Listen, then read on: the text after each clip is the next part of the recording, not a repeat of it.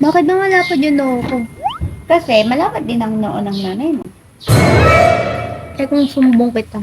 Eh, bakit totoo naman yun?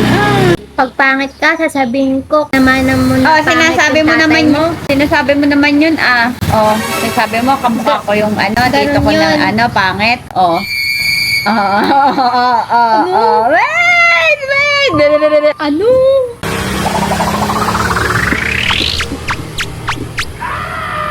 Ba't ako nangingiti sa'yo? Hindi yung kalite, gigil yun. Aray! Wow! Ganun lang ako. Sino na naman nag-ayos ng tindahan? Anong nag-ayos, mami? Nang gulo niyan. Hindi yan inayos, ginulog.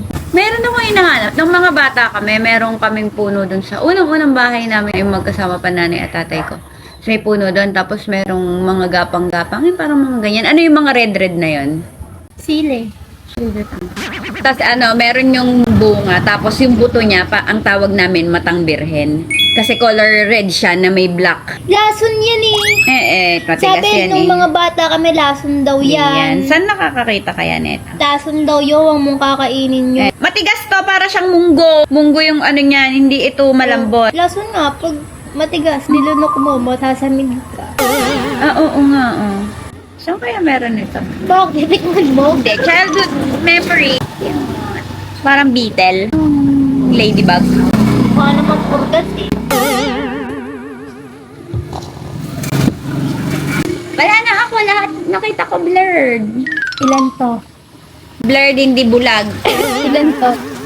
Ilan mo na to? Isa. Dalawa. Mali ka, bulag ka nga. Pag ako nagsuot ito. Si Lord, nakita ko na. Nakita ba nila yan? Bulalo yan. Parang nilaga lang siya.